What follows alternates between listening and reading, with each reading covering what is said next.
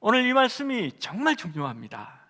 왜 중요하냐 하면 하나님의 구원의 경륜을 이루는 데 있어서 옛 언약에서 새 언약으로 이어져 갈 것을 예수님께서 말씀하시는 구절이기 때문입니다.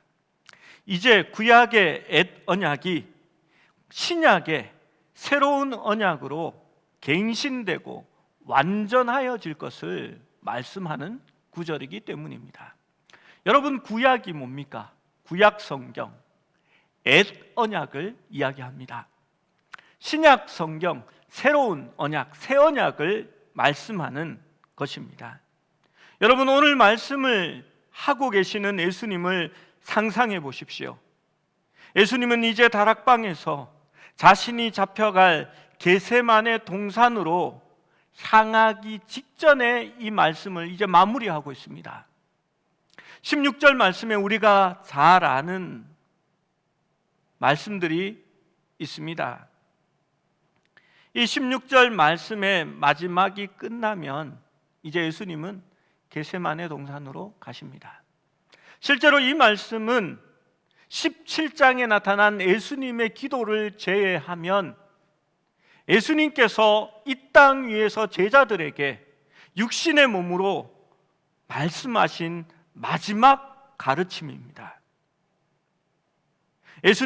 예수님께서는 사랑하는 제자들에게 더 많은 것을 말씀하시고 깨닫게 하기를 원하셨습니다. 그런데 제자들은 아직도 지식과 지혜에 있어서 어린아이와 같았습니다. 그래서 예수님께서는 12절의 말씀과 같이 하신 것입니다. 내가 아직도 너희에게 이를 것이 많으나 지금은 너희가 감당하지 못하리라. 제자들은 그리스도로부터 직접 진리에 대한 가르침을 받았지만 지금도 예수님의 말씀을 이해할 수 없었고 감당하지 못했습니다. 예수님의 가르침은 완벽했지만 제자들은 아직 진리를 이해할 수 없었습니다. 그들이 온전치 않았기 때문입니다. 그래서 예수님은 더 이상 가르칠 수가 없었습니다. 그러면 예수님이 실패했습니까? 예수님은 그렇게 생각하지 않았습니다. 더 이상 기회가 없다고 말씀하시지 않았습니다. 대신 진리의 성령님이 오실 것인데 그가 너희를 완전한 모든 진리 가운데로 인도하시리라 말씀하고 계신 것입니다. 여러분, 그때에는 제사장들도 성경을 수십 번, 수백 번 적었던 서기관들도 율법학자들도 진리가 무엇인지를 이해하지 못하고 있었습니다. 그래서 그들은 예수님을 십자가에 못 박았습니다. 제자들도 진리가 무엇인지 이해하지 못했습니다. 그래서 그리스도의 십자가가 세워질 때에 그들은 주님을 피하여 도망하고 어떤 제자들은 예수님을 눈앞에서 부인했습니다. 그러나 진리의 성령님이 모든 진리 가운데로 제자들을 인도하여 낼 때에 그들은 십자가가 왜 필요했는지, 주님의 부활이 무엇을 말하는지, 성령의 임재가 어떤 결과를 가져오는지, 하나님의 교회가 말세 때에 무엇을 하게 될 것인지를 비로소 깨달아 알게 되는 것입니다. 13절 말씀에 이렇게 말씀합니다. 우리 13절 말씀을 함께 읽습니다. 시작. 그러나 진리의 성령이 오시면 그가 너희를 모든 진리 가운데로 인도하시리니 그가 스스로 말하지 않고 오직 들은 것을 말하며 장래일을 너희에게 알리시리라. 그렇습니다. 성령님은 진리의 영이며 진리를 계시하는 것이 바로 성령님의 첫 번째 사역입니다. 예수님께서는 성령 하나님께서 오셔서 모든 진리로 제자들을 인도하시고 또한 알게 하시리라 말씀하셨습니다. 여러분, 어떻게 알게 될까요? 바로 새 언약을 우리에게 주심으로 깨닫게 하시는 것입니다. 새 언약이 어디에 기록되어 있습니까? 바로 이 성경책, 성경 말씀 속에 기록되어져 있는 것입니다. 그것이 바로 성령의 감동으로 말미암아 우리에게 주신 이 신약 성경입니다. 에레미야 31장 34절은 새 언약의 도래, 성령이 우리에게 임하실 것에 대하여 예언하고 있는 구절입니다. 에레미야 31장 34절은 이렇게 말합니다. 그들이 다시는 각기 이웃과 형제를 가리켜 이르기를 너는 여호와를 알라 하지 아니하리니 이는 작은 자로부터 큰 자까지 다 나를 알기 때문이라. 내가 그들의 악행을 사하고 다시는 그 죄를 기억하지 아니하리라. 여호와의 말씀이니라 라고 기록합니다. 여러분, 과거에 이스라엘 백성들은 망하게 되었고 망하였습니다. 무엇 때문에 그렇게 망하였습니까? 오호라, 이들이 하나님을 아는 지식이 없어 망하게 되었다라고 말했습니다. 예수님이 오셨을 때에도 많은 유대인들은 예수님이 누구인지, 그분이 말씀하시는 진리가 무엇인지를 깨닫지 못했습니다. 그런데 지금 이 말씀은 진리의 영이신 성령님을 통하여 작은 자로부터 큰 자까지 다 예수님을 알게 될 것이다 라고 기록합니다. 성령으로 말미암아 진리의 말씀이 우리 모두에게 주어졌기 때문입니다. 하나님의 말씀을 듣고 보고 그 말씀을 믿는 자마다 참된 진리 가운데로 나아갈 수 있도록 성령님께서 그의 영을 통하여 하나님의 말씀을 기록하게 하신 것입니다. 예수님은 진리의 영이신 성령님을 통하여 성령의 감동으로 진리의 말씀이 기록될 것을 말씀하시고 제자들에게 지금 알려주고 있는 것입니다. 이것은 신약 성경이 기록되기 이전에 예수님께서 신약 성경이 성령으로 말미암아 올 것임을 미리 인준하는 말씀이라고 할 수 있습니다. 고린도전서 2장 10절은 이렇게 말합니다. 오직 하나님이 성령으로 이것을 우리에게 보이셨나니 성령은 모든 것 곧 하나님의 깊은 것까지라도 통달하시느니라. 여러분, 하나님을 아는 분은 오직 예수 그리스도와 그의 영 성령 하나님입니다.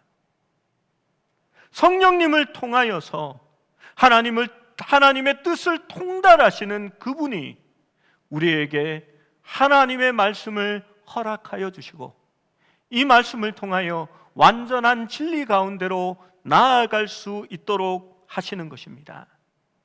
그것이 바로 우리에게 성령 하나님을 보내신 이유입니다. 그리고 지금도 우리의 마음속에 성령 하나님이 거하셔서 하나님의 말씀의 은혜를 누리며 하나님을 알게 하시고 그 말씀을 깨닫게 하시는 그 일을 하나님께서 하고 계신 것입니다. 요한복음 14장 26절 말씀과 오늘 말씀을 함께 생각해 보면 하나님께서 신약 성경의 기록을 위하여 마련하신 놀라운 방법을 알 수 있습니다. 성령님은 우리에게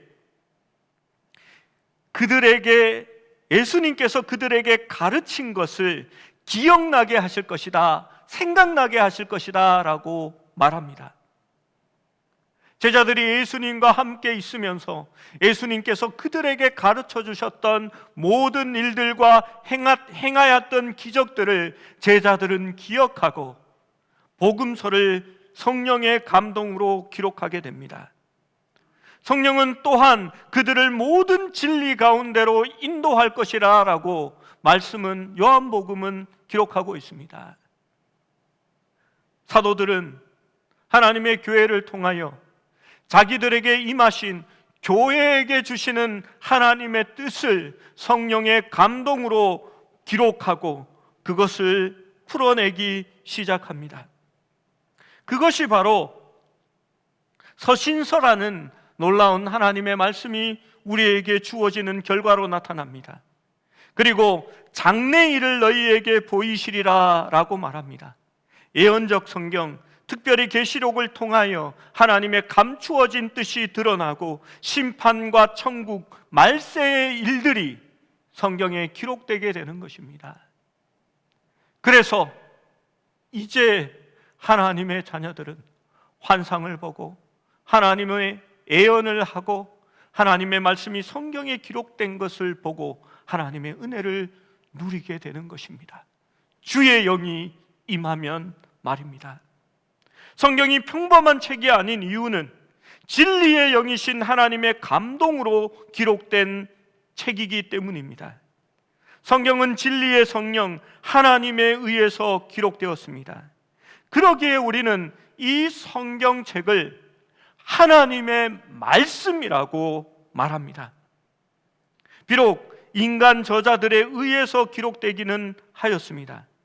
그러나 그들의 삶 가운데 성령 하나님이 임하시고 그들이 쓰던 어휘 중에서 그 단어들을 성령님이 주권적으로 신성하게 선택하시고 성령님께서 그 단어들이 조합되기를 원하는 방식으로 그분의 뜻으로 문장을 이루게 하시고 하나님께서 말씀하시는 그 뜻을 정확하게 나타내는 방법으로 성령의 감동에 의하여 그 문장들이 배치된 것입니다.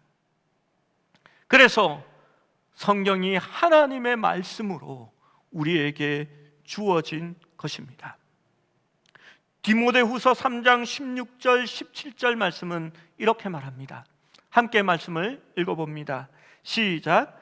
모든 성경은 하나님의 감동으로 된 것으로 교훈과 책망과 바르게 함과 의로 교육하기에 유익하니 이는 하나님의 사람으로 온전케 하며 모든 선한 일을 행할 능력을 갖추게 하려 함이니라. 여러분, 그렇습니다. 모든 성경은 하나님의 감동으로 된 것입니다. 비록 성경의 저자들이 있지만 이것은 그들의 이야기가 아니요 예수님의 말씀이며 예수님의 사실이며 또한 예수님의 말씀으로 의해 성경의 성령의 능력으로 기록되었기에 이 성경은 요한의 책이 아니요 마태의 책이 아니요 바울의 책이 아니요 하나님의 말씀이라고 말하여지는 것입니다. 그런데 여기에서 신학적인 논쟁이 발생합니다. 여러분, 사실 교회 안에서 일어나는 성경적인 논쟁들은 다 쓸데없습니다. 어리석은 변론과 같습니다. 왜냐하면 지금 아무리 싸워봐야 결론이 나는 게 별로 없습니다. 그리고 내가 싸우는 거, 내 주장이 정말 내가 똑똑해서 나만 주장하는 것 같지만요, 과거에 몇천 년 전에 이미 다 싸웠던 내용들입니다. 그리고 답이 없는 내용들이 있습니다. 그건 예수님 앞에 가봐야 알 수 있습니다. 그런데 이 논쟁은 중요한 논쟁입니다. 왜냐하면 우리의 신앙과 믿음의 기초를 흔들기 때문입니다. 성령님께서 제자들에게 성령으로 감동하셨을 때에 어느 정도 감동하셨느냐 하는 논쟁을 하는 겁니다. 옛날에는 바늘 끝에 천사가 몇 명 올라갈 수 있느냐 이런 것도 논쟁했지만요, 이 논쟁은 조금 다른 겁니다. 첫 번째는 기계적 영감을 이야기합니다. 기계적 영감이라는 건요, 성경의 저자는 아무 소용이 없고 하나님께서 그냥 손만 빌어 썼다는 겁니다. 그러니까 어느 날 이단들의 얘기가 그런 게 많지요. 동굴 속에 들어갔더니 갑자기 정신이 혼미해지고 하나님의 영이 임하더니 자기는 아무 생각도 없는데 막 손이 막 하면서 적혀진다는 겁니다. 그래서 성경이 적혀졌다라고 말하는 사람들입니다. 그런데 이 이야기는 받아들이기가 좀 힘이 듭니다. 그러면 성경의 모든 구절들이 나 여호와 하나님이 말하노라 라고 시작해야 하는데, 나 바울은 예수 그리스도의 사랑을 받았던 나 요한은 이런 식으로 자기 중심적인 글들이 보이기 때문입니다. 여러분, 성경은 저자들의 감정과 그들의 삶을 담고 있습니다. 기계적이지 않습니다. 두 번째는 역동적 영감서를 주장하는 사람들이 있습니다. 하나님께서 성경 기자에게 영감을 불어넣어 주기는 하지만 그것은 심적인 영적 활동에 따라서 힘을 내도록 고무시켜주고 용기를 북돋워 주는 정도의 감동이다라고 말하는 겁니다. 여러분, 이게 뭐냐 하면요, 쉽게 말하자면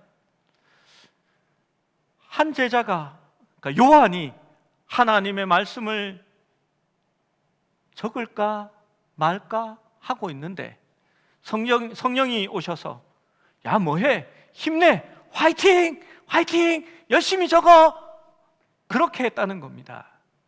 여러분, 이렇게 주장하면요 무슨 말이 되냐 하면, 성경이 어느 정도 권위는 있지만 사람이 적었으니까 실수도 있고 문제가 있을 수 있다라는 견해를 피력하는 겁니다. 세 번째로는 유기적 영감설이 있습니다. 이것은 성령께서 성경의 기자들을 감동시키셔서 그들이 가진 성격과 재능과 은사와 교양과 그들의 삶을 통하여 그것을 유기적으로 사용하여서 성경을 기록하게 하셨다라는 주장입니다. 성령께서 성경 기자를 감동시켜 그들의 자질이 죄의 영향 안에 들어가지 아니하도록 성령께서 주권적으로 그들의 마음을 조명하시고 그들의 기억을 성령이 새롭게 하시고 심지어 용어 하나, 단어 하나, 문장 하나도 하나님께서 직접 지도하시고 간섭하셨다는 주장이 바로 유기적 영감설입니다. 그렇기 때문에 성경은 각자 개인의 문체와 시대적 특성을 포함하고 있지만 그것들이 모두 성령의 감독하에 유기적으로 사용되었기 때문에 결코 오류는 없다라고 말하는 것이 유기적 영감설입니다. 여러분, 우리는 개혁주의라고 말합니다. 우리는 어떤 것이 옳다라고 믿겠습니까? 1번 기계적 영감설, 2번 역동적 영감설, 3번 유기적 영감설. 자, 이제 손 들어보는 겁니다. 자신 없으면 들지 마십시오. 창피하니까. 1번 기계적 영감설, 들면 안 되지. 2번 역동적 영감설, 3번 유기적 영감설. 예, 자신이 없나 봐. 드는 분들이 많이 계시지 않네요. 유기적 영감설입니다. 여러분, 정말 중요한 문제입니다. 그냥 앉아서 이 영감이나 저 영감이나 다 영감이지, 똑같지, 이러시면 곤란합니다. 여러분, 이것이 왜 중요하냐면요, 이것을 받아들이지 않으면 이렇게 말합니다. 이 성경책 어디인가는 하나님의 말씀이 있습니다. 그런데 그 말씀이 무엇인지, 어느 구절인지를 찾아봐야 됩니다라고 말하게 되는 겁니다. 다른 유형의 자유주의자들은 이렇게 말합니다. 이건 제자들의 글입니다. 바울의 글입니다.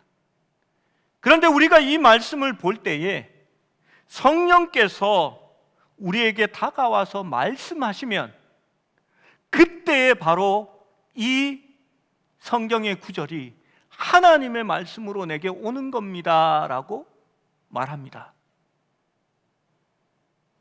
저는 칼바르트를 참 존경하고 그분의 책을 좋아합니다.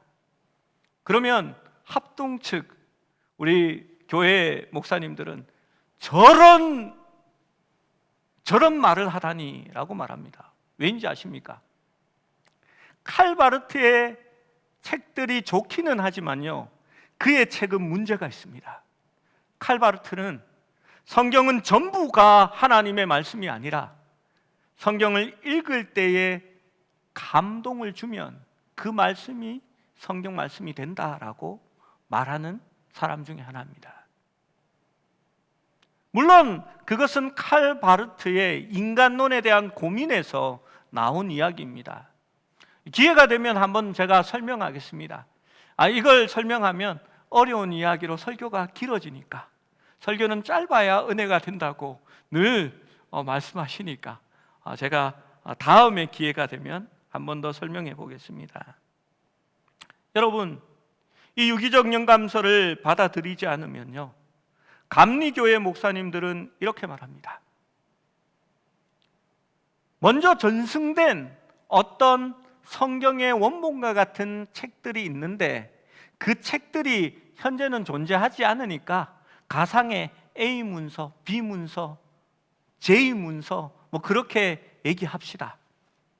이 구절과 이 구절이 자연스럽게 연결되지 않는 것은 요거는 A 문서에서 따왔고 요거는 J 문서에서 따와서 편집되었기 때문에 성경이 요 부드럽게 넘어가지 않는 겁니다. 이렇게 설명합니다. 그래서 이런 것을 논문으로 써서 학위를 받습니다. 제 친구 중에도 열심히 공부한 감리교 출신의 목사가 있습니다.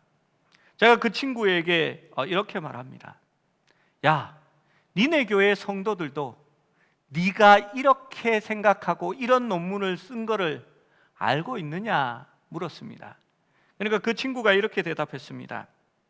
목회와 신학은 다른 거다.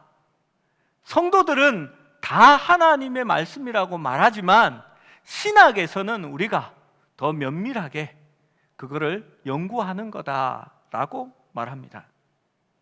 여러분, 그게 어떻게 다를 수가 있습니까? 한 음물에서 쓴물과 단물이 함께 나올 수 있습니까?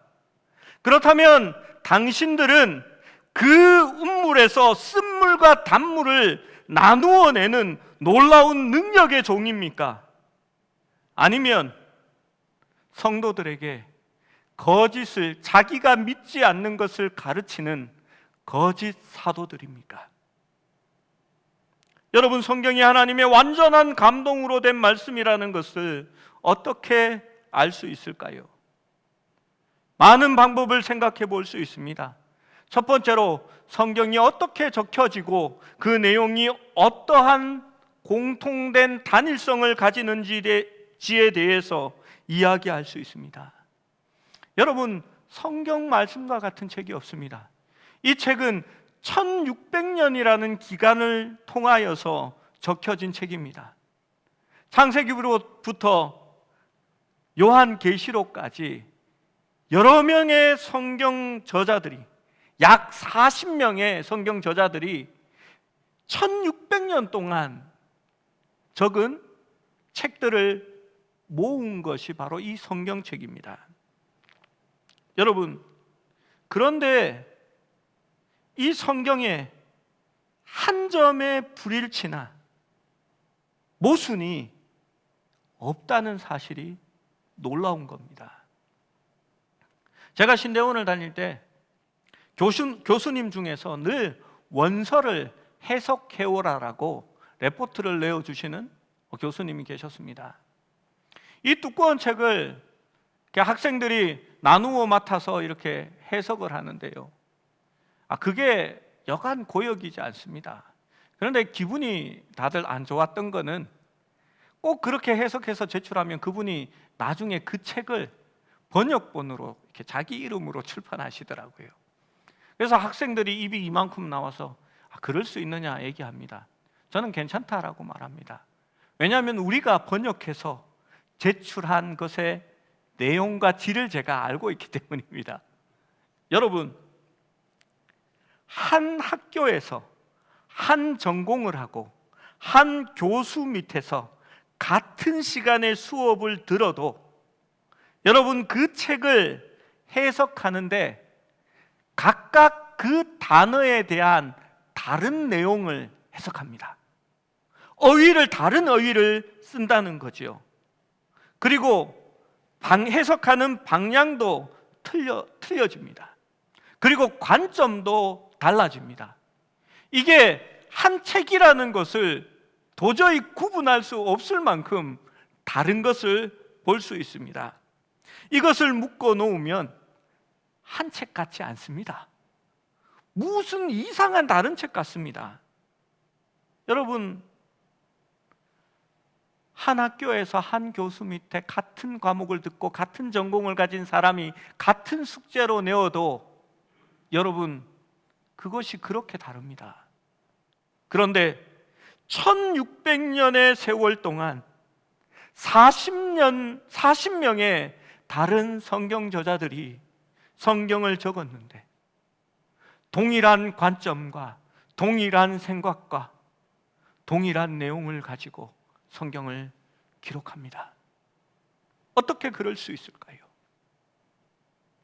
하나님이 역사하시고 하나님께서 감동을 주셔서 성경을 쓰게 하셨기 때문에 가능한 일입니다. 여러분, 성경에 쓰여진 역사와 지명들은 세계사와 정확하게 일치하는 것을 볼 수 있습니다. 한간에 어떤 사람들은 이런 식으로 반문을 했습니다. 성경에는 여리고성의 멸망에 대해서 분명히 기록되어 있는데 지금 여리고성이 봐라, 저렇게 지금도 도시로 번성하고 있지 않느냐. 그리고 성경에는 그 성이 다시는 일어나지 못할 것이라고 했는데 저 성은 저렇게 있지 않느냐.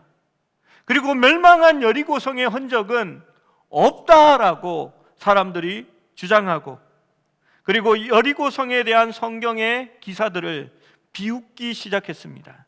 비웃었습니다. 그러나 한 사람의 고고학자에 의해서 여리고성의 잔해들이 나중에 발견되었습니다. 그리고 그 성을 발굴해낼 때에 그 성벽은 모두 무너져 있었습니다. 여러분, 사진을 한번 함께 보시면 좋겠습니다. 저 사진이 바로 여리고성을 발굴해낼 때에 마을에, 여리고성 안에 있는 도성의 집들의 그러한 모습입니다.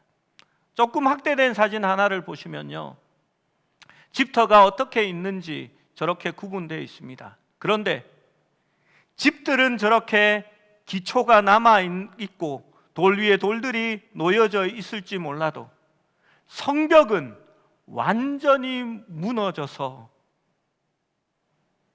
폐허로 존재하는 것을 고고학자들이 발견하여냅니다. 그리고 발굴하면서 여리고성의 형태를 유추해서 그 여리고성의 성에 대한 조감도를 그렸습니다. 다음 사진입니다. 여러분 보면요, 성경의 말씀이 저것을 이야기했구나라는 것을 볼 수 있습니다. 여리고성은 이중성으로 되어 있다라고 성경이 기록되어 있습니다. 실제로 성벽이 하나, 둘이 있는 것을 볼 수 있습니다. 그리고 그 성벽의 위에를 보면요, 마차 둘이 엇갈려 지나갈 수 있을 그러한 넓이라고 기록되어 있었습니다. 실제로 성벽을 발굴해 보니 그런 것들이 나타났습니다. 우리가 여리고성을 볼 때 기생 라합의 이야기가 나옵니다. 라합이 집이 성벽에 붙어 있었고 라합의 집 창문에서 성벽 밖으로 정탐꾼들을 내려보내는 그런 기사가 있습니다. 라합이 어떻게 성벽 사이에 살았고 그가 어떻게 자기 창문으로 성벽 밖으로 정탐꾼들을 내려보낼 수 있었을까? 저는 그런 생각을 해보았습니다. 그런데 이 그림을 보면요, 두 개의 성벽 사이에 집들이 나타납니다. 라합의 집은 성벽과 같이 붙어 있는 이러한 집이겠지요. 그래서 여기서 줄을 내려 성벽 밖으로 정탐꾼을 보낼 수 있게 된 것입니다. 여호수아 6장 26절은 이렇게 말합니다.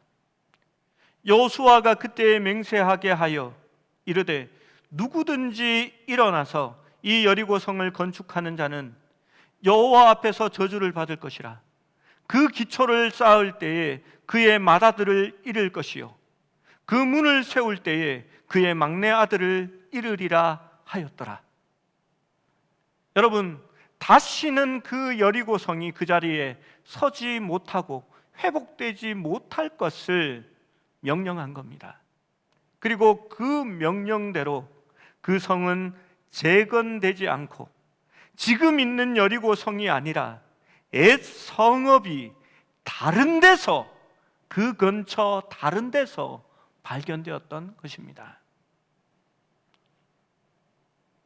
단일성뿐만이 아니라 역사적 정확성은 그것이 실제로 하나님의 말씀이며 성경 속에서 이루어지고 있다라는 것을 보여주고 있습니다. 우리 학생들이 가끔씩 질문합니다. 목사님의 말씀처럼 성경은 진리입니다. 그러기에 오류가 없습니다. 그런데 성경에 보면 오류인 것이 있습니다 하고 찾아옵니다. 혹은 그러한 내용으로 공부하는 사람들이 이렇게 찾아와서 비판을 합니다. 성경에 보면 대새김질하는 동물의 토끼가 들어가 있습니다. 토끼가 입을 계속 움직이는 것을 이렇게 다시 씹는다는 의미로 적어 놓은 것이지요. 아마 이 대새김질을 하는 동물을 바니동물이라고 하는 줄 압니다. 위가 4개가 있는 거지요.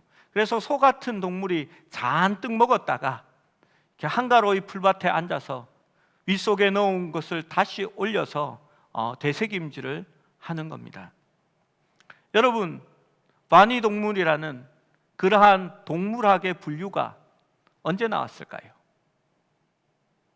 기껏 해봐야 200년 전입니다. 지금으로부터. 그 성경 말씀은 언제 적혔을까요? 하나님이 율법을 주실 때라고 생각하면 3000년 이상의 기간이 있었습니다. 아니요, 3000년보다도 더 오래됐겠지요. 그 기간에 하나님이 말씀하신 겁니다. 하나님은 지금의 생물학의 기준을 따라서 대새김질하는 것을 사람들에게 말씀한 것이 아닙니다. 그때는 사람들이 생물학을 모르기 때문에, 동물학을 모르기 때문에 겉으로 눈에 보이는 증거에 의해서 발굽이 갈라지지 않고 대새김질 하지 않는 것은 부정하니 먹지 말라라고 그렇게 설명해 준 것뿐입니다. 똑똑한 한 친구가 와서 이렇게 말합니다. 성경에 혈루증 걸린 여인이 나온다고. 그런데 성경이 거짓말이라는 이유가 여기에 있다고 말합니다. 왜냐하면 혈루증은 남자에게만 나타나는 유전적 형질이기 때문입니다. 이 친구가 똑똑해요. 저는 그쪽 공부를 했으니까 아는 거지만, 그래서 제가 똑같은 이야기를 해줍니다. 혈우병이라는 것이 언제 발견되었고 그것이 유전적인 어떤 형태로 발현되는지 언제 알았느냐고. 100년도 되지 않았습니다. 그런데 성경은 3500년 전에 하나님께서 나타난 증상으로 인해서 그것을 얘기해 준 겁니다. 여러분, 3500년 전에 적힌 내용을 100년 전에 이제 나타난 것으로 판단하고 볼 수 있습니까? 아닙니다.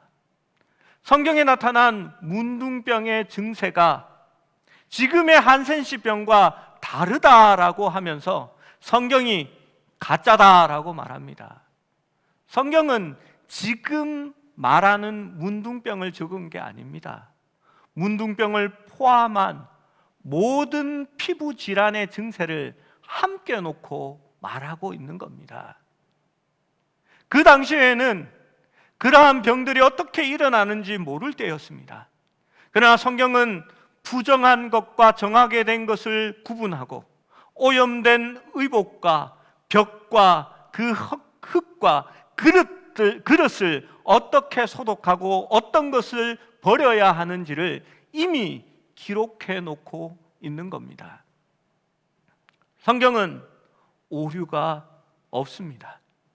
성경은 구원의 언약과 약속을 우리에게 알려주는 책이지 지금 생물학 책이 미리 나온 것도 아니고 지금 세균학 책이 미리 나온 것도 아니고 자녀 교육서나 경제학 서적을 하나님께서 미리 적은 것이 아닙니다. 성경은 하나님의 구원을 설명하기에 완벽한 책입니다. 성경의 범위는 하나님이 기록하셨다라는 증거입니다. 여러분, 성경만큼 폭넓은 주제를 사용하는 책이 없습니다. 천국과 지옥에 대한 사실을 알려줍니다. 과거와 현재, 미래에 대한 사실을 계속해서 밝히고 있으며 그 미래들은 이제 우리의 삶 가운데서 현실이 되어 나타나고 있습니다.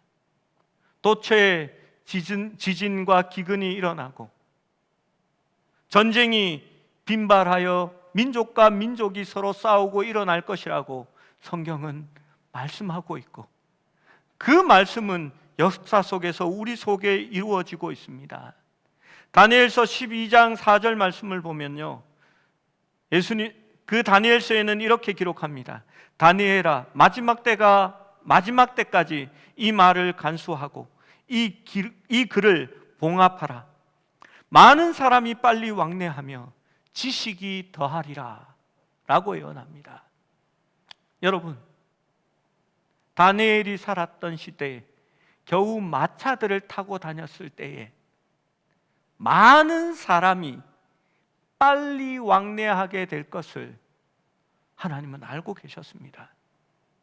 지금은 비행기를 타고요, KTX 열차를 타고 얼마나 많은 사람들이 한꺼번에 빨리 왕래하고 있는지 모릅니다.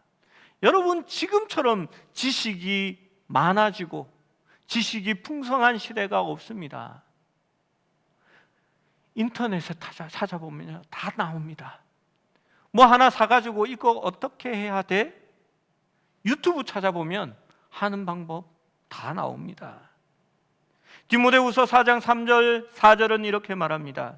때가 이르리니 사람이 바른 교훈을 받지 아니하며 귀가 가려워서 자기의 사욕을 따를 스승을 많이 두고 또 길을 진리에서 돌이켜 허탄한 이야기를 따르리라 라고 말합니다. 여러분, 그것이 오늘의 시대 같지 않습니까? 예수님이 살던 시대에, 디모데가 있었던 시대의 제자들은 스승을 따르는 사람들입니다. 바로 팔로우 하는 사람입니다. 오늘날 어떤 유명한 사람들이 글을 싣고 자기의 주장을 풀면요, 나는 팔로우해, 사람들이 신청합니다. 그리고 그 사람이 글을 실을 때마다 그것을 함께 읽고 그 내용을 공유하게 됩니다. 그리고 좋아요와 구독, 알림 설정을 잊지 말라고 친절하게 말해줍니다. 듣고 싶은 사역을 위하여 허탈한 진리를 따르고 그 이야기를 따라가는 시대가 지금이 될 것이라고 성경은 이야기하고 있는 것입니다. 막장 드라마 하나가 올라오면 알림 설정이 뜹니다. 그리고 으아 하고 방에 몰래 가서 보고 있습니다. 우리 주변에 흔히 일어나는 일입니다. 그런데 큐티 말씀이 새롭게 시작되면 알림이 되고 그것을 은밀한 곳에 가서 주님과 함께 기도하고 그 말씀을 묵상하는 사람들은 찾기가 어려운 시대가 바로 오늘날의 시대인 것입니다.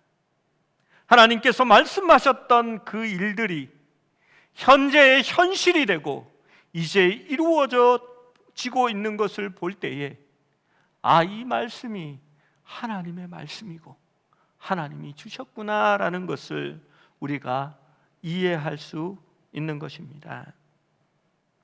여러분, 그래서 우리는 말씀을 소중히 합니다. 말씀의 권위를 인정합니다. 하나님 앞에 설 때에 성령님께서 이 말씀을 주셨으니 성령님께서 우리에게 또한 깨달아 알 수 있는 은혜를 달라고 하나님의 말씀이 우리 속에서 살아 움직여 나의 마음을 판단하고 나의 삶을 간섭하여 달라라고 기도하고 애원하는 것입니다. 말씀을 전하기 전에 제가 하나님 앞에 늘 반성하며 회개하는 내용이 있습니다. 하나님, 제가 더 열심히 준비했어야 했는데, 더 많이 하나님 앞에 엎드렸어야 했는데 그러지 못한 것 같습니다. 저는 부족하지만 진리의 성령님께서 그 말씀을 감동시켜 주셨듯이 하나님의 뜻을 알게 하여 주시고 예배 가운데 성도들의 마음 가운데 임재하여 주셔서 하나님을 깨달을 수 있는 은혜가 넘쳐날 수 있기를 기도합니다. 불쌍한 어리석은 저를 기억하지 마시고 이 자리에 주님을 기대하는 성도들을 보셔서 그러한 역사를 부어달라라고 그 임재를 구하는 기도를 하게 되는 것입니다. 베드로후서 1장 20절 21절은 이렇게 말합니다. 먼저 알 것은, 함께 읽겠습니다. 시작. 먼저 알 것은 성령의 모든 애언은 사사로이 풀 것이 아니니 애언은 언제든지 사람의 뜻으로 낸 것이 아니요 오직 성령의 감동하심을 받은 사람들이 하나님께 받아 말한 것임이라. 여러분, 그렇습니다. 성경은 사사로이 내 마음대로 풀 것이 아니다라고 말씀합니다. 왜냐하면 하나님의 성령의 감동하심을 받은 사람들이 하나님의 뜻을 나타내기 위하여 적었기 때문입니다. 여러분, 그래서 성경은 사사로이 이용하는 것이 아닙니다. 왜냐하면 하나님의 뜻이 드러나야 하기 때문입니다. 여러분, 제가 늘 하는 이야기가 있습니다. 잘하는 설교는 없습니다. 그건 말이 유창한 거지요. 설교는 바르게 하는 겁니다. 하나님의 뜻을, 하나님이 우리에게 말씀하고자 하는 그 뜻을 본문에서 찾아 드러내는 사람이 바른 설교자입니다. 여러분, 제가 성경의 영감서를 믿지 않는다면 저는 먼저 주제를 정하고 성경에 있는 같은 말을 선택하여서 내가 성경을 읽은 서평에 대해서 이야기하고 성경을 읽은 감상에 대해서 이야기하고 내가 살았던 일주일에 대해서 함께 나누는 그런 설교자가 될 수도 있을 것입니다. 그리고 성경에 누가 그렇게 했던 것처럼 위인전을 읽은 것처럼 우리도 그렇게 본받아 살자라고 말했을 겁니다. 그런데 성경이 하나님의 뜻에 의하여 적어졌기 때문에 그 말씀 가운데서 하나님의 뜻을 계속해서 살피고 연구하고 고민하는 것입니다. 그 말씀 가운데서 성령님이 말씀하고자 하셨던 그 뜻이 무엇인지를 알기 위해서 문맥과 정황과 그 시대의 배경과 문화를 살피면서 성경의 바른 뜻을 찾고자 노력하고, 성령님이 기록하신 그 뜻은 그분이 가장 잘 알기에 그 뜻을 깨닫게 해달라고 기도하며 말씀 앞에 서게 되는 것입니다. 여러분, 우리는 성령의 역사가 예수 그리스도의 말씀과 하나님의 말씀과 분리되지 않는다는 것을 알고 있습니다. 왜냐하면 성령님은 스스로 말하지 아니하고 예수 그리스도의 것으로 말씀한다 하셨기 때문입니다. 여러분, 16장 14절의 말씀을 보면 성령은 그리스도를 영화롭게 한다라고 말씀하셨습니다. 이것이 우리에게 분명한 기준이 됩니다. 성령을 인용하고 성령을 이야기하면서 자기 욕심으로 말하거나 하나님의 뜻에 맞지 않는 다른 이야기를 하는 것은 가짜입니다. 성경에 나타난 뜻이다, 성령의 뜻이다 라고 말하면서 하나님을 영화롭게 하지 않는, 예수 그리스도를 높이고 그분을 영화롭게 하지 않는 일들은 성령님께서 인도하는 일이 아니라는 이야기입니다. 성령님은 주님의 말씀으로 우리에게 가르치시고 우리에게 감동을 주시고, 그것은 반드시 주님을 영화롭게 하는 일이 되게 하시는 것입니다. 여러분, 히브리서 4장 12절 말씀은 이렇게 말합니다. 하나님의 말씀은 살아있고 활력이 있어 자구의 날선 어떤 검보다도 예리하여 혼과 영과 및 관절과 골수를 찔러 쪼개기까지 하며 또 마음의 생각과 뜻을 판단하나니라고 말씀합니다. 사랑하는 성도 여러분, 하나님의 마음이, 하나님의 말씀이 우리의 마음의 생각과 뜻을 판단하시고 그 하나님의 말씀이 우리의 마음을 드러내시고 죄를 깨닫게 하시고, 그러므로 말미암아 우리가 마음의 변화를 받아 하나님의 진리 가운데로 날마다 들어갈 수 있기를 주님의 이름으로 축원하고 또한 소망합니다.